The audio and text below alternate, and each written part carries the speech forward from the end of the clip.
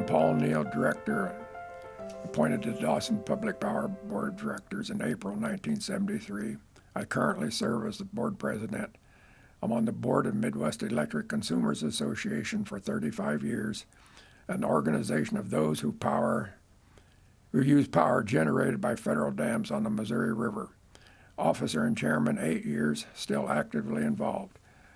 On the Nebraska Rural Electric Association, director for 29 years of service, 6 years as officer and chairman. Actively involved in power issues for 30 years plus at the national level. I'm a member of the National Rural Electric Association's Legislative Committee since 1991 and Management Committee since 1910. A chronicle view from the past. How many of us don't have a clue as to the road traveled to arrive at where we are at today? Going back in time and setting the stage. The first known example of a meeting. Here Dale and his wife are at a meeting with a computer salesman. Dale brought a computer. Dale discovered he had to have electricity to run his computer. Dale asked the government for help. That's when the problem started. It was 1929 and prosperity was high with 3.5 unemployment. The government made new rules to help Dale. By August, a recession had begun, and Dale couldn't afford to run his computer even if he had had electricity. In 4 years, unemployment increased eightfold to 30%, and gross national product fell by 50%. By 1933, the country was in a major depression and the Dust Bowl that lasted for 6 years through 1939. While black blizzards constantly menaced the Plains states in the 1930s, a monstrous dust storm 2 miles high traveled 2,000 miles before hitting the East Coast on May 11, 1934. For 5 hours, a fog of prairie dirt enshrouded landmarks such as the Statue of Liberty and the U.S. Capitol, where lawmakers were, of all things, debating a soil conservation bill. Dust Bowl static electricity. The Dust Bowl was harsh enough with drought, phenomenon, illness, and days of wind and dust, but another issue arose dealing with static electricity, which carries a charge that attracts particles of dust. These giant dust storms provided a perfect host for the electricity to travel in. The static electricity caused millions of dollars in damage. It damaged cars, windmills, buildings, and crops. Men refused to shake hands during the Dust Bowl because the static electricity buildup would knock each other to the ground. Cars would stall out during dust storms, causing people to get stranded. People caught out in the open usually suffocated to death. It was the dust storms that turned daylight to darkness weren't disastrous enough, seemingly biblical plagues of jackrabbits and grasshoppers descended on the plains and destroyed whatever meager crops could grow. To combat the hundreds of thousands of jackrabbits that overran the Dust Bowl states in 1935, some towns staged rabbit drives, in which townsmen corralled the jackrabbits in pens and smashed them to death with clubs and baseball bats. The thick clouds of grasshoppers, as large as 23,000 insects per acre, also swept over farms and consumed everything in their wake. What the sun left, the grasshoppers took. The National Guard was called out to crush grasshoppers with tractors and burn infested fields, while the civilian conservation groups spread an insecticide of arsenic, molasses, and brand.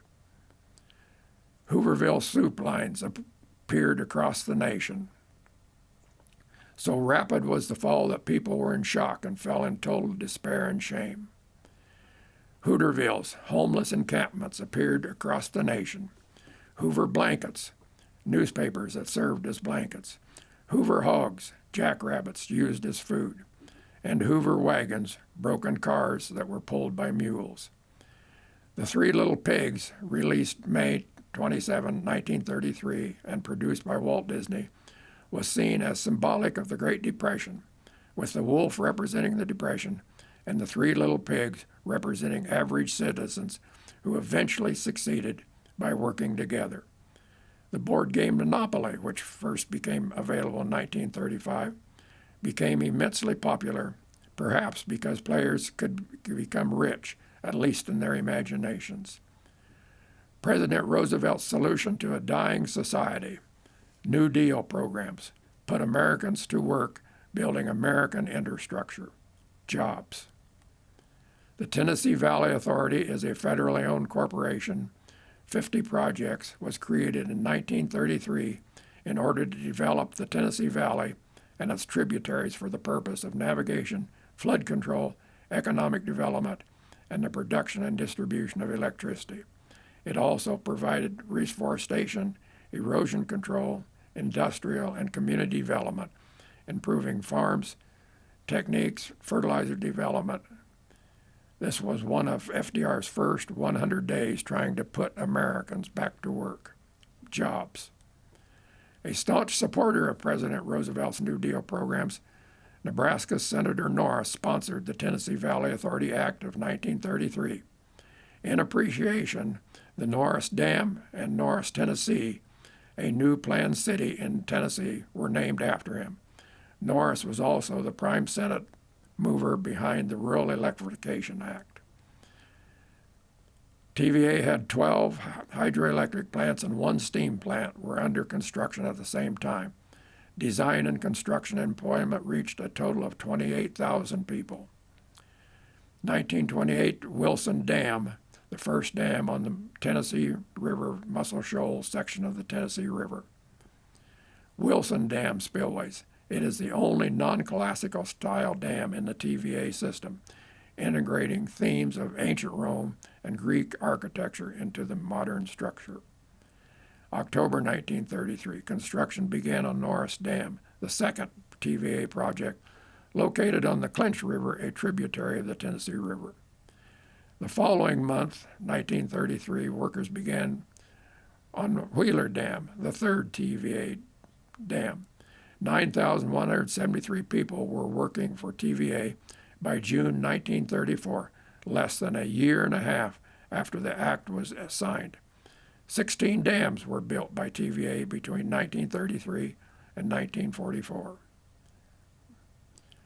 Most of the TVA dams mentioned earlier, the Wilson, Norris, and Wheeler dams on the Tennessee River, the Fort Peck Dam, upper left, Missouri River, the Hoover Dam, upper right, Colorado River, and the Bonneville and Grand Coulee dams, Columbia River, were the only large generating projects actually built during the Depression years of 29 to 39. The rest of the big projects came, for the most part, in the early 40s and 50s as World War II was winding down and soldiers were coming home and material and labor became available to do these kinds of projects. Today it is almost incomprehensible that so much could be accomplished in such a small time frame as it could be back then. Missouri River and Pick Sloan history. Overview of the roles of WAPA, the Corps, the Bureau, Midwest, and Western States Power Corporation. In the beginning, there was the mighty Mo, the Missouri River, wild and uncontrolled. Then God said, "It is good, but there needs to be a plan that generates benefits for the people of that region and the nation as a whole." Thus, the Pick-Sloan Plan was born in the 1944 Flood Control Act. The Pick-Sloan Missouri River Basin programs defines the ultimate development concept, the much-needed dual purposes of downstream flood control and improved upstream economic conditions by construction of 6 main stem Missouri River dams and the development of major federal irrigation projects under at-cost recovery and repayment requirements.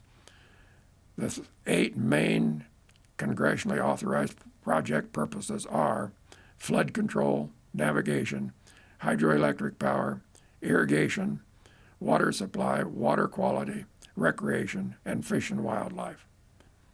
The preference clause. Numerous federal statutes provide that excess electric power generated at federal facilities should be sold to state and local government entities and to nonprofit organizations, where there are entities and organizations are able and willing to purchase the electricity and assume full utility responsibilities.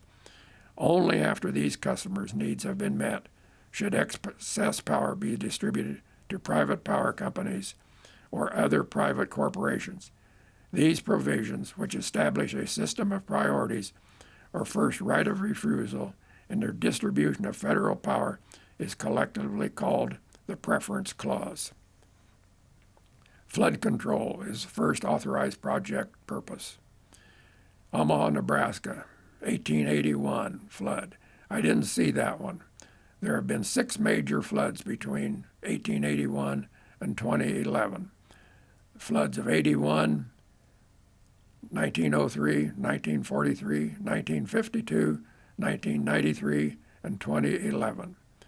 Omaha, Nebraska, 1952 flood. I saw that one. Navigation, second authorized purpose. Corps has to manage the river in the summer so that there can be navigation from Sioux City, Iowa to St. Louis, Missouri, where it joins the Mississippi River. Hydropower is number 3, third authorized project purpose. It is the only one of the 8 project purposes that pays its share of project costs, plus part of the project costs associated with irrigation. There are always ongoing attempts by various groups to move more of the project costs to power. There are 75,000 dams in the United States, 2,500 hydropower plants. The picture you see here is Hoover Dam and Lake Mead, showing the drought effects of the last few years. Upper Missouri River. There's 2,600 miles of river headwaters in Montana to St. Louis, Missouri, 670 miles of navigation from Sioux City, Iowa to St. Louis, Missouri, 6 major dams, 36 generators, 25 power plants for cooling water, 78 Indian tribes. Department of Energy created Federal Power Marketing Administration, PMAs, to market power from hydroelectric projects owned by the U.S. Army Corps of Engineers and U.S. Bureau of Reclamation. There are 4 power administrations: Bonneville Power Administration, Western Area Power Administration, Southwest Power Administration, and Southeast Power Administration. There were originally 5. One was in Alaska, and it was sold off a number of years ago to its 3 customers. WAPA is the Blue was formed in 1977 to market power from 6 western river basins in 15 states, one of which is the Missouri River Sloan plant. Power is marketed to not-for-profit utility customers, preference customers, using a cost-based pricing structure. Western 6 river basins. Missouri River Basin is priority of Midwest up in the yellow center. The Great Basin to the far left, dark green. Lower Colorado River Basin, Upper Colorado River Basin, Rio Grande Basin. Western is headquartered in Golden, Colorado, and markets power in 5 regions. Midwest membership is from 2 of the regions: the Upper Great Plains, the green one, and Rocky Mountain, the purple one. The U.S. is broken down for technical reasons into 4 interconnection grids: Western, Electric Reliability Council of Texas, Eastern, and Quebec interconnection. The 4 interconnects are connected with DC ties. It is difficult to move any volume of power back and forth through the interconnects, and losses are incurred in the back and forth conversion process, both of which limits their usefulness. Western has 5 DC ties to contend with between the west and east interconnects, 2 DC ties between the west and Texas ERCOT interconnects. Regional transmission organizations. This is a picture of the RTO map. Basin Electric, the IS, and Western have joined SPP. SPP now covers the center part of the nation, from Texas to North Dakota and part of Montana. The red line depicts split between Western Interconnect and Eastern Interconnect. Green, SPP, now comes up now and includes the blue Upper Great Plains East and West. The SPP footprint has 119 substations, almost 8,000 miles of transmission line. The Southwest Power Pool, SPP, is a founding member of the North America Electric Reliability Corporation, NERC. The best wind footprint in the United States, for the most part, overlays SPP footprint almost perfect. For the most part, there are three types of basin runoff: plain snowpack 25%, mountain snowpack 50%, rainfall 25%. What one thing are all 8 of their authorized project purposes dependent on? Storing water and managing it for the long term. Upper part of the slide. Water upstream behind a dam is priceless when managed for the long term. Lower part of the slide. Water without a dam is basically worthless because it can't be managed. Without the storage battery, it has very limited value. It's there, maybe, maybe not. Too much when you don't need it, not enough when you need it. The bane of all renewables. Missouri River Basin biggest projects, red dots.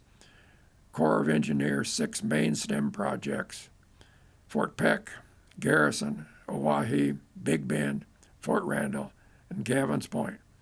Over in Montana, 2 blue dots, 2 Bureau projects above Fort Peck, Cannon Ferry, and Yellowtail. Starting at the upper Missouri River tailwaters in Montana and working downriver, Cannon Ferry was the 5th Missouri River dam, surface area of 7 square miles. The Bighorn, a Missouri River tributary flowing out of Wyoming, is Yellowtail, 8th Missouri River dam. The lake is 72 miles long, surface area of 5 square miles. Fort Peck, built during the Depression, the first main stem Missouri River dam. It's the world's largest hydraulic filled dam at 250 feet high. I'll have more on this later. The surface area is 19 square miles, 134-mile lake. The other 5 main stem dams are all rolled earth filled dams. You haul dirt in and you pack it. Garrison is the 3rd Missouri River dam, largest of the core dams in terms of storage capacity. It has a surface area of 24 square miles and a 178-mile lake. The Oahe, 4th Missouri River dam, surface area 24 square miles, 231-mile lake. Big Bend, the 7th Missouri River dam, surface area little over 9 square miles, an 80-mile lake. Last main stem project built. Due to lake size, it has limited flood control capacity. It's a run-of-the-river horsepower, hydropower workhorse. Fort Randall, the 2nd Missouri River dam, 170-mile lake, and it backs up to the Big Bend tailwater. Garrison Point, the 6th Missouri River dam. It's west of Sioux City, Iowa. 25-mile lake, 50 square miles, 25-mile long lake. It's the lowest of the main stem dams, smallest of the main stem dams. It's a re-regulation dam. It evens out flows for downstream purposes such as navigation, water supply, recreation, and generally has flat releases. Overview of the construction time frame of Missouri River dams: 30 years. Total length of the lakes, 852 miles. Total lake surface, just under 2,000 square miles. The Sloan Missouri River Basin has 29 projects in it. Bonneville Power, the Bonneville area, northwest United States, has 150 projects in it.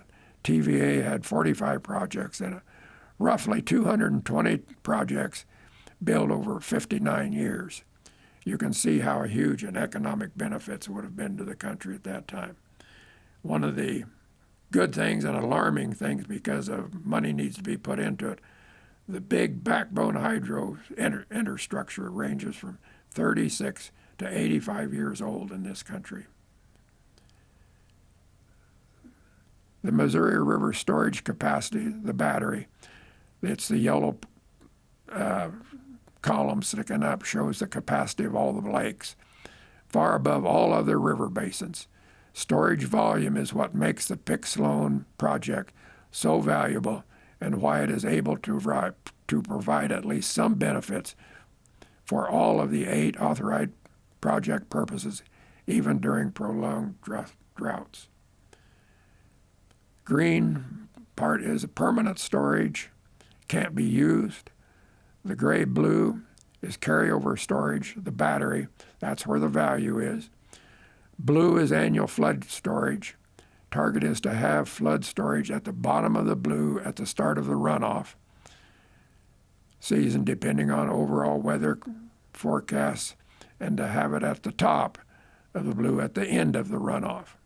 Red is emergency flood control, unforeseeable mist forecasts, unusual runoff, and so forth.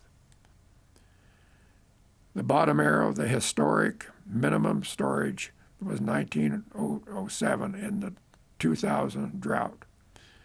Middle arrow, the previous historic maximum storage, was 1975 in the middle of the wet 70s. Top arrow, a new maximum peak was set in 2011 because of very unusual heavy spring rains across the upper basin, plus the spring snow melt runoff. Just another view of the 2009 drought and the record 207 minimum storage. Profile of the Missouri River and its 6 main stem dams. It is important to recognize that 89% of the runoff is above Fort Peck, so 89% of the water in the upper Missouri River Basin is generating power 6 times over, plus the 11% of runoff that passes through at least one dam, plus the percent that pass through the 2 bureau dams above the 6 main stem dams. Seems like after 80 years of using the same water over and over, somebody might figure out it's renewable. Annual runoff above Sioux City, Iowa. There's been 4 major droughts. The 1930s was a 12-year. The 50 to 60s was an 8-year. The 1990s was a 6-year. And the 2000s was an 8-year. 5 major wet years, cycles. 1889 to 1929, 30 years. 40 to 50s, 12 years. 60s to 80s, 25 year. 1994 to the 2000s was a 6-year, and the 2010s was a 6-year. Record generation was in 1997 in the last half of the 1994 to 2000 wet years. Even though there was more runoff in 2011 and the system was full, there was less generation than in 1997. That was because in 2011, the very unusual, unpredictable, big rains came in the spring along with the snowmelt, and it overwhelmed the system, and a lot of water had to be spilled that didn't generate any power. Lost our opportunity. Left side of the slide. When a drought happens, the red bars, WAPA has to start buying power on the market to meet their firm contracts, obligations. For every year there is a drought. They borrow by the year and have 10 years to pay that year back. Even though the 90s was a severe drought, it was short, 6 years, 6 red bars, and good, wet, green bar years followed.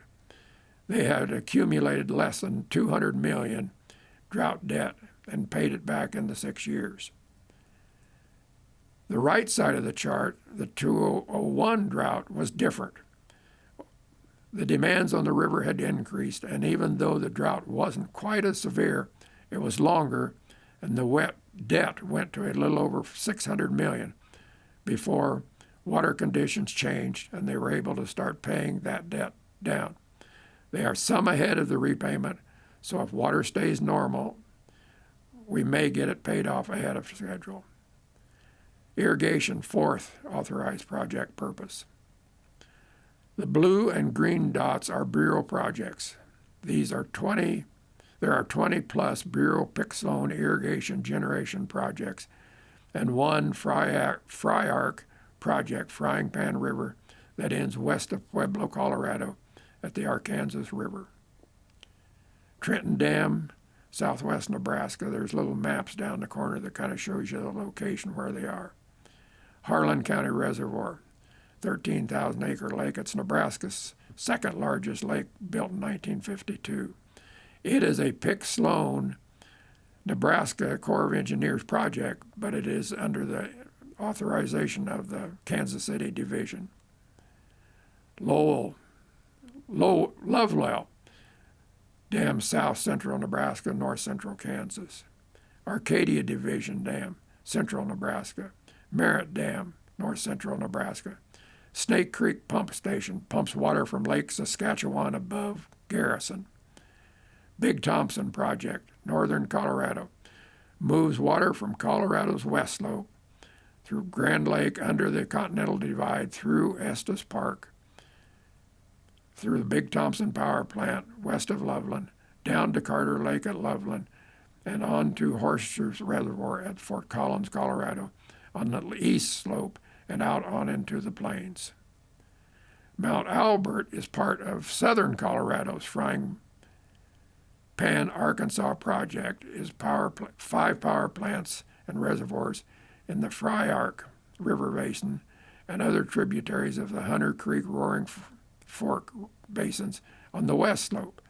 Like its sister project, the Colorado Big Thompson project, it moves water from the west slope under the Continental Divide to Lake Pueblo, the last reservoir in the project, on the Arkansas River on the east slope. Colorado Mount Albert Pumping Station. The pumping station pumps water into the lake at low demand times, and during high demand times lets it back down to the pumping, where it runs through the pumping station backwards and generates power before it runs on down the river. Pueblo Dam and Reservoir on the Arkansas River west of Pueblo. Glendo Dam, North Platte Project, central Wyoming. Boise Dam, northwest of Casper, Colorado. Construction time frames of the Sloan Bureau irrigation projects was 75 years. Projects are from 34 to 110 years old. The two red ones are pre-Depression dams. Pre-Depression Dam, Pathfinder Dam, southwest Casper, Wyoming, is an overflow dam. When it gets too full, it runs over the top and back into the river. Pathfinder Dam is composed of granite rocks quarried from the same stone that forms the river canyon. Pathfinder Dam is about 45 miles from the nearest railroad freight, and freight took at least 3 days to cover the distance and once took 74 days. Transportation of cement in barrels was not feasible by horse-drawn wagon, so the dam was built of quarried stones. The dam was faced with stones between 24 inches and 36 inches thick, laid in a 2-inch thick mortar bed. Between these facings were a core of irregular-shaped granite blocks of up to 10 tons in weight, bedded in mortar and quarry trailings. A very unique construction project at that time. Also a pre-Depression Buffalo Bill Dam, 325 feet high. On the other hand, is of a concrete construction, owing to its location 7 miles from the railroad. When completed in 1905 to 1910, the Buffalo Bill Dam stood as an engineering marvel, one of the first construction dams built in the United States. Concrete arch dams built in the United States. Picture of the Wyoming Capitol superimposed on the face of the Buffalo Bill Dam. At 325 feet, It also was the highest dam in the world, surpassing New York's Corton Dam. Buffalo Bill Dam was an engineering triumph, touted along with the completion of the Panama Canal. Upper left-hand corner, the dam face and overflow tunnel in the center, Shoshone Power Plant under construction. November brought freezing cold, and workers, 7 of whom would die during the construction, had to heat the sand and gravel before mixing and pouring concrete. When laborers poured the last bucket on January 15, 1910, the mercury registered 15 degrees below zero. Later, the dam height was raised 25 feet. Note the ice on the face of the dam. The dam leaked from the start. The bypass tunnel was on the left when the dam was built. Later, 2 new bypass tunnels were dug on the right side at different levels, and the left one was sealed up. Buffalo Bill Dam is also an overflow dam. The first contractor built a wooden flume as a bypass. 2 workers were killed during building the flume. The flume and contractors were both gone after the first spring runoff. The Shoshone was no ordinary river to dam. It drained an almost entirely mountainous area, and with neither of its forks longer than 50 miles, the flow was rapid and powerful, dropping more than 7,000 feet by the time it reached the narrow canyon of the dam site. The city of Powell was laid out near the spot where the men building Buffalo Bill Dam pitched their tents. When construction began in 1905, a contractor and men, mostly new immigrants from places such as Italy and Bulgaria, had to be imported. One contractor quit before the dam was complete, and the workers staged Wyoming's first labor strike, demanding and getting more than $3 a shift, about 30% more than the going rate in the Rocky Mountain region. Here, workers are participating in their safety training class. Supplies were a problem, and once a road was built, it took a stout-hearted freighter to drive his team up the rocky lane. The towering cliffs of the Abascorky Range on one side, and a straight drop to the roaring water and jagged boulders below on the other. Wagons required 10 to 13 horses teams to pull up from Cody up the mountain to the top of the dam site. Tunnels on the access road. Was that interesting stuff or what? There's more interesting stuff to come. Buffalo Bill Dam, its Shoshone Power Plant, completed in 1922, and ongoing projects also played a significant role during World War II. In the frenzy following the December 7th, 1941 attack on Pearl Harbor, the federal government relocated 120,000 people of Japanese ancestry from the West Coast exclusion zone to 10 inland internment centers, concentration camps. One of them was the Hart Mountain Relocation Center, situated on 21,000 acres between Cody and Powell, Wyoming, on the Shoshone project. 200 workers had 65 days to build 650 barracks-style buildings that families were to live in. One of the work crew claimed they could put up a barracks in 58 minutes. The compound was on 700 fenced acres and had guard towers around the perimeter. At its peak, the Hart Mountain Relocation Center housed over 10,000 internees, many of whom worked on sections of the canal system originally slated for contract work, but which now supplied water to irrigated fields of the internees. The camp was expected to be self-sufficient. They raised their own food, had schools, hospitals, and so forth.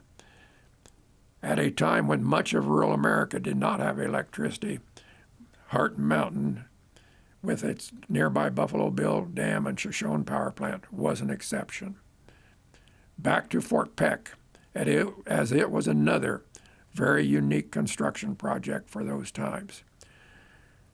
Fort Peck's first main stem dam, built in the 1930s during the Depression, is the world's largest hydraulic earth-filled dam at 250 feet.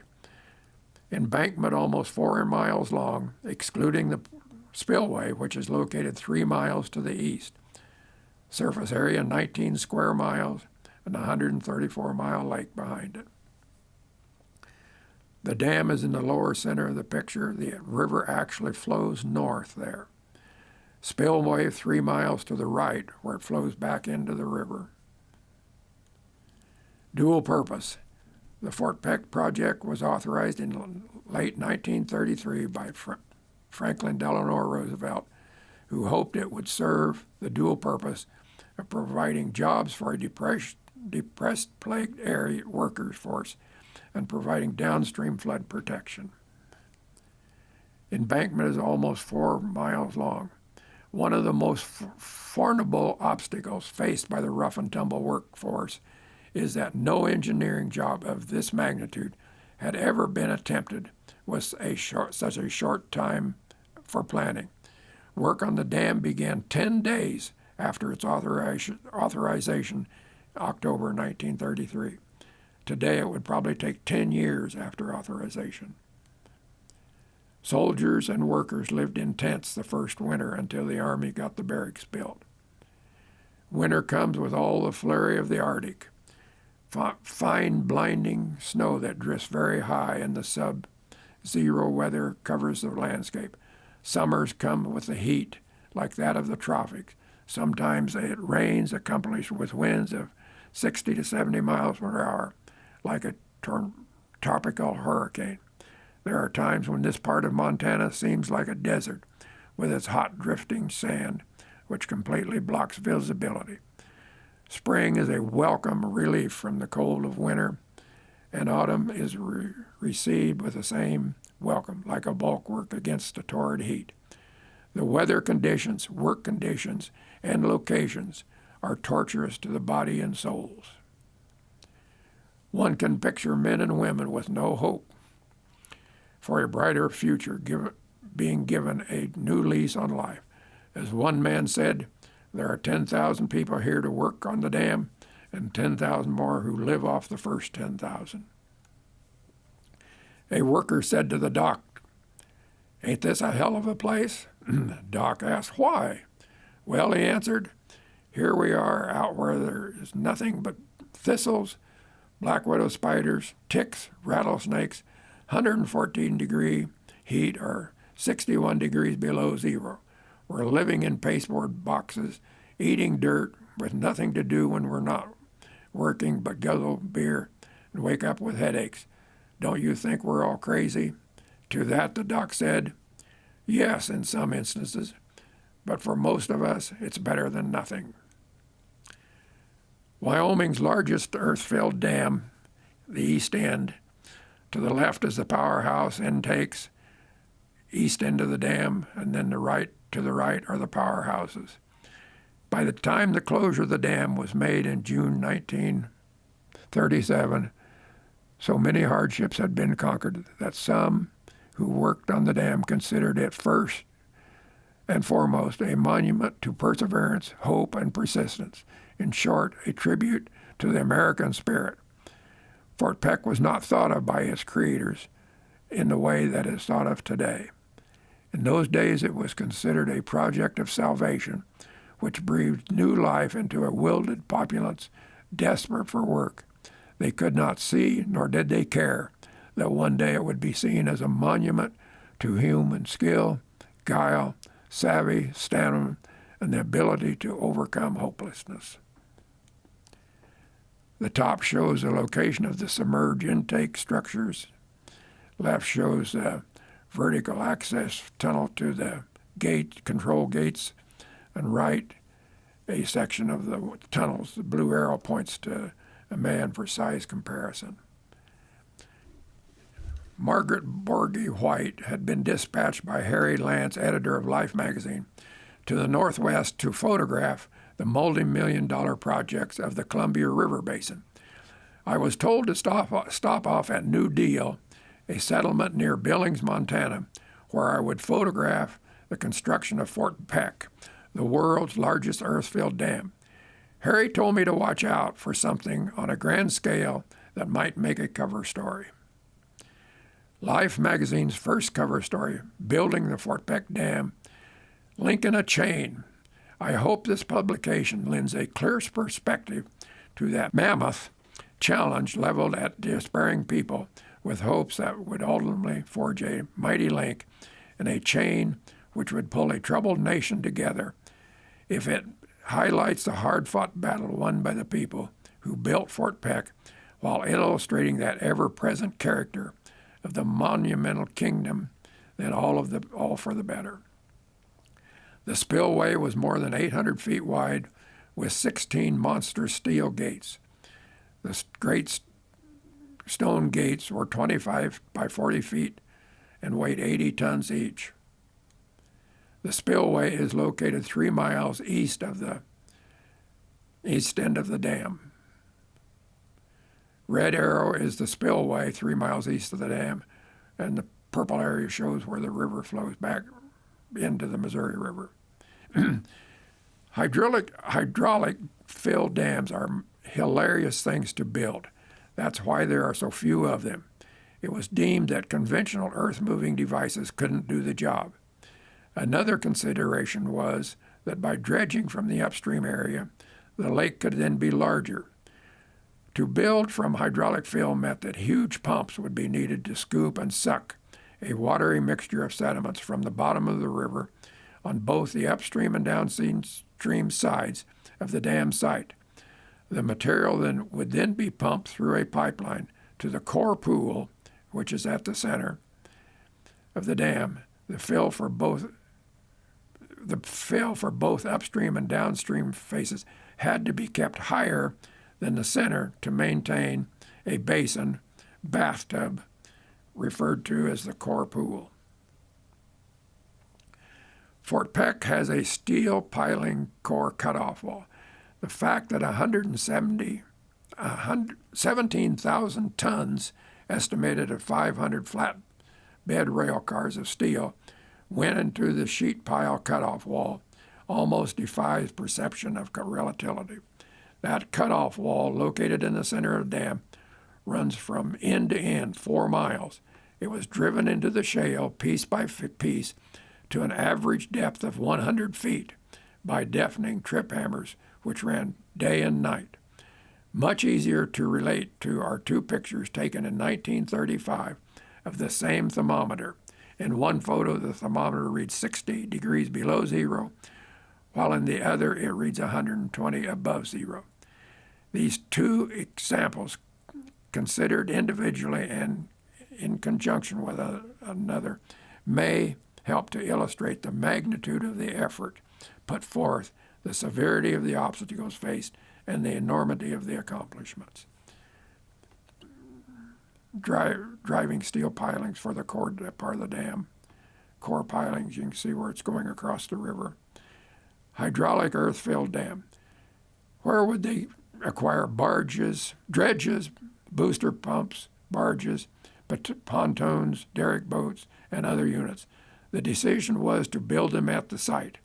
Shipbuilders from all over the country flocked to Fort Peck, and thus was born the biggest shipyard in Montana, which begat the Fort Peck Navy.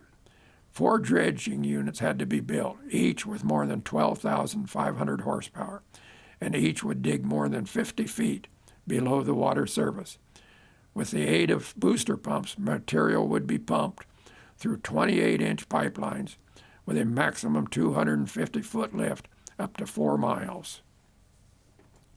Cutting timbers and so forth from the river bottom for the dredge, barge, and railroad construction. There were many tasks to be done in the early days of the Fort Peck project. While the clearing work was being done at the dam site, the other crews were busy building roads, railroads, bridges, and so forth. Wintertime, sleds and half-tracks were used for hauling to the dam site. The dredge timbers were so large, it took several workmen to move them. Construction of the first dredge hull began in 1934. That was a year after they signed the authorization.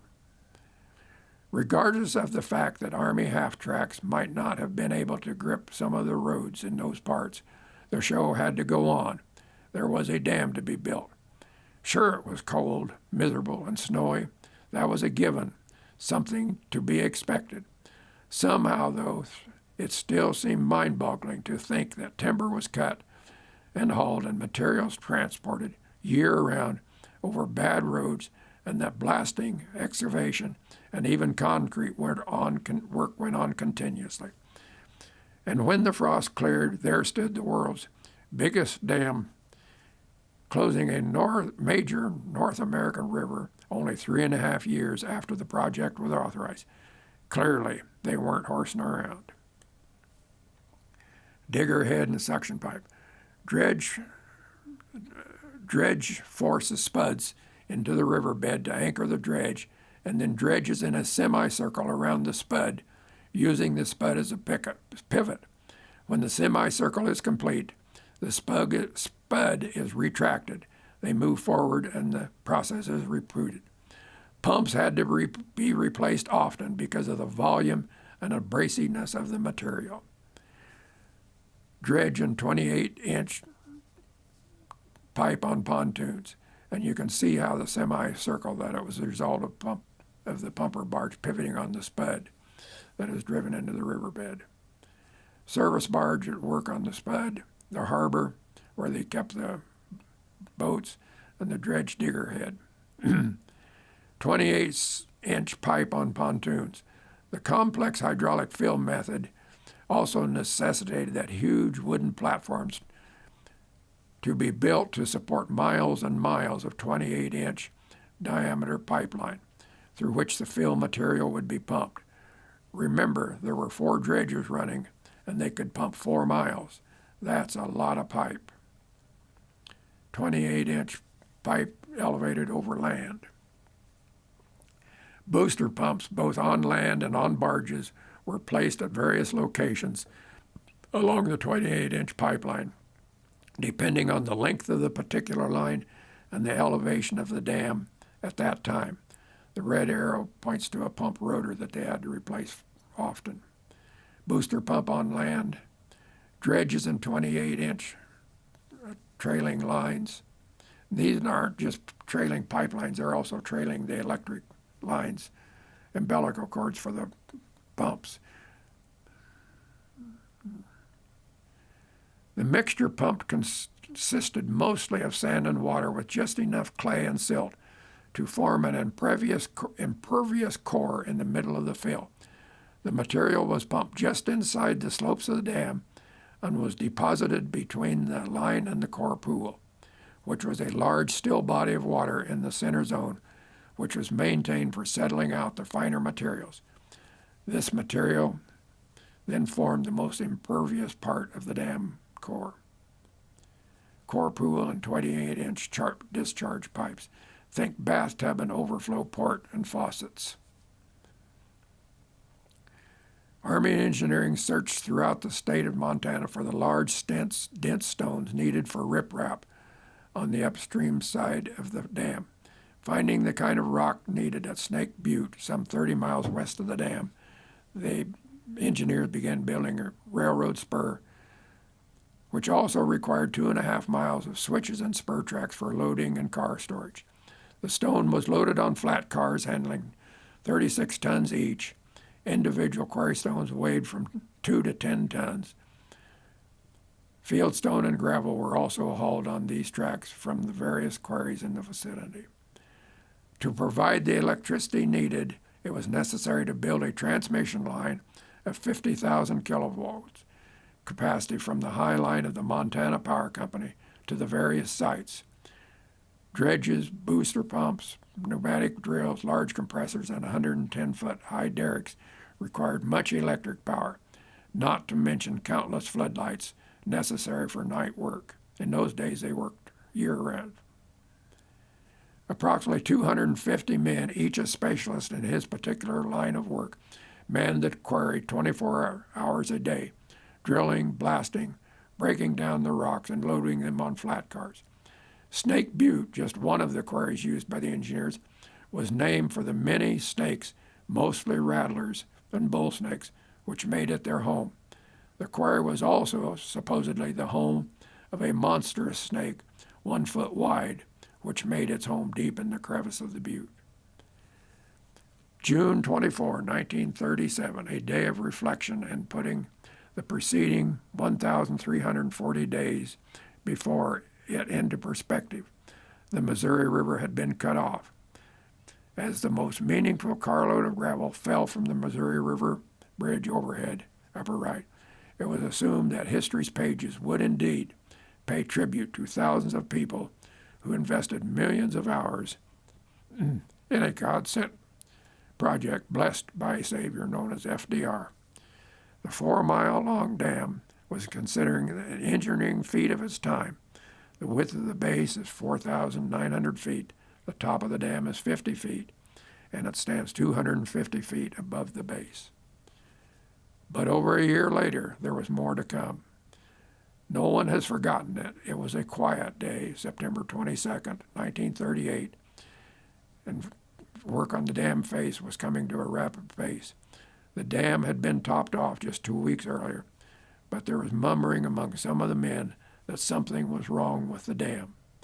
The daily inspection of the embankment hinted at a problem. Survey crews were deployed to assess earth movement and to inspect the core pool. Although the pool hadn't moved, the upstream pipeline shell ran lower than it should have. The day before the slide, the railroad track showed no sign of movement, so the work continued in the area. By evening, the situation had changed. At least 2 men suspected a problem was in the offering the night before the slide. At the 4 o'clock shift, upstream side of the dam had started to shift. There was a 6-foot bow in the railroad track, he remembers. The next shift could hear water coming up through the gravel, and we could hear gurgling sounds beneath us. The next afternoon, the slide occurred, and the east upstream section of the dam was gone. On that tragic day at 1:15, something strange and terrifying occurred. Suddenly, the earth started shaking, dredge pipes, railroad tracks started shifting and sinking, and a massive section of the dam swung out into the upstream as if a great earthen gate hinged on the east abutment. Machinery and men alike were swallowed up in the moving, muddy hell, and 5 million cubic yards, estimated 350,000 semis of earth slid into the Missouri River, forming its own island. The slide of 1938 is the single most memorable event to occur during construction of the dam. According to dam workers employed on that fateful day in 1938, less than 1 year later, on 1939, a review board of consultants reached its report with a recommendation to complete the dam, and work began at once. The slide delayed completion of the dam for a little more than a year, but on October 11, 1940, the last load of material dumped on the dam, topping it off at 250 feet. How long would a review take today? Of the 134 men working in the area at the time, 34 were carrying the sliding material. Of those 34, 8 were unable to be rescued and lost their lives. Of the 8, only 2 bodies were ever recovered, leaving 6 men permanently entombed in the structure. Those who lost friends in the slide consider the dam a large gravestone for those men whose bodies were never recovered. Water supply, 5th authorized project purpose, and water quality, 6th authorized project purpose. There are over 800 municipal, industrial, tribal, and irrigation intake. Missouri River along the Nebraska border, cooling water for power plants all the way from Sioux City down to St. Louis. Recreation, 7th authorized person. Boating, hiking, beaches, and so forth. Fish and wildlife, 8th authorized project purpose. Hunting and fishing. Ice fishing. Endangered species became part of the Fish and Wildlife Authorized Project purpose in 1973. Dinosaurs, endangered, extinct. Just because you haven't seen one doesn't mean he's not out there waiting for you. Endangered, examples of a taking which is not viewed favorably. Obviously, the word didn't get out to everybody. Endangered species listed in the 1980s, the piping plover, the least tern, and the pallet sturgeon. The master manual is an instruction book that provides direction through the Corps in managing the Missouri River. The Missouri River Implementation Committee, Mr. Rick, these are the federal agencies that are members. Other interested stakeholders has 28 members who represent 16 non-governmental categories. Midwest is one of them. The Missouri River Recovery Implementation Committee has 70 members who represent a wide array of local, state, tribal, and federal interests throughout the Missouri River Basin, resulting in a very complex, slow process, and measuring results is difficult. Midwest Consumers is an advocacy group of the Sloan Plan and Preference Power in the Missouri River Basin. In 1958, as the projects were nearing completion, the customers that were to receive the preference power, formed an organization, Midwest Electric Consumers, to serve as an oversight group and to act as an advocate group on all matters related to the three federal agencies, the Missouri River, Sloan Project, and Preference Power, to keep costs as low as possible, consistent with sound business practices. Federal agencies can't lobby Congress, so their responsibility for or against falls to the customer. Midwest Electric Consumers Association. Members buy preference power from Western, specifically from Sloan Missouri Basin projects. There are over 250 public and cooperative-owned non-for-profit electric utilities in the Upper Great Plains. Membership covers 9 states and serves approximately 12 million people. We're headquartered in Denver, Colorado. Top level, we have to climb stairs to get to the top floor. Midwest staff is the Executive Director, Bill, and Executive Secretary, Rosalie. Governance and policy for Midwest is set by a board of directors, 36, that meets quarterly. Directors are nominated at state caucus's annual meeting and voted on during the annual business meeting by voting delegates from each of the 9 states: Montana, North Dakota, South Dakota, Minnesota, Wyoming, Nebraska, Iowa, Colorado, and Kansas. Any director or designated employee of a dues-paying system, if nominated and elected at the Midwest annual business meeting, can serve as a Midwest director.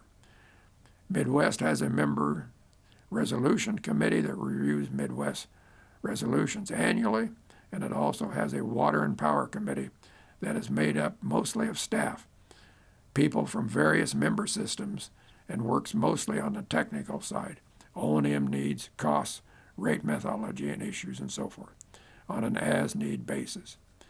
Annual meeting in Denver, Colorado. What is Midwest's role? Winter meeting, legislative rally, Washington, D.C. Engage the federal agencies responsible for generating and marketing federal power on behalf of preference customers. Monitors the costs and the rates that WAPA charges for power. Acts as a liaison to WAPA, the Corps, and the Bureau to keep these agencies apprised of federal power customer interests and its members informed of Corps and Bureau programs and activities, cost-effective development and implementation. Maintain a strong presence with members of Congress and maintain close working relationships with other regional and national organizations, the Senate, House, NREA, NRECA, and APPA. Midwest directors in the Senate office, maintaining their strong presence with members of Congress. Western States is a preference power customer organization that coordinates activities necessary to advance customer funding for customer-approved Western Corps and Bureau projects supplemental to appropriations. Western States has 23 members, municipal utilities, joint action agencies, rural cooperatives, and G&T associations. Serves consumers in 11 states. Western States Power Corporation, created in 1995 by the Preference Power customers, voluntary not-for-profit corporations. Membership is limited to Preference Power customers. Financial direct response to financial shortages, deteriorating facilities, transmission reliability, safety issues, and risk of injury. Western States Power Corporation works with the agencies to see that when major rebuilding and refurbishing of federal facilities is necessary, that it is done as economically as possible and with whether with appropriations or customer funding. Construction to accommodate member growth and changes to system to meet NERC reliability criteria and cybersecurity guidelines. Western States Power Corporation funding levels. In their first 4 years, they funded $2.7 million of projects. In their last 4 years, they have funded $230 million. Where has the customer advance funding gone? By purpose, $577 million. By purpose, capital, $577 million. O&M, $21 million. Purchase power and wheeling, $18 million. So back to the question we started with. How did we get from way back when to where we are today? Because we have people-powered generators. Consumers are the fuel. Without fuel, a generator doesn't produce any power. If we do our job, there will always be fuel and there will always be power, keeping the lights on. The next slide is the most important slide you will have seen here today. It's who we are and what we do for the benefit of all. It's our job. Customers join together at the local level, 69 kV, where you have the strength of a 69 kV line. We manage our own local systems. Systems join together at the state level, associations. We have a 115 kV line, enabling us to engage states, agencies, and state government. Systems joined together as regional organizations were equivalent to a 345 kV line, enables us to engage both state government and federal agencies. Systems joined together as national associations were equivalent to a 500 kV line, enables us to engage at the national level, federal agencies, and Congress. When consumers work together, they can generate a lot of power and get things done. If consumers don't work together, they are like the river without a dam. They don't generate any power. Going it alone most times is self-defeating. Working together even on the small challenges or on the large challenges, everybody shares the work and the benefits. The end. Thank you for your time and attention. Any questions?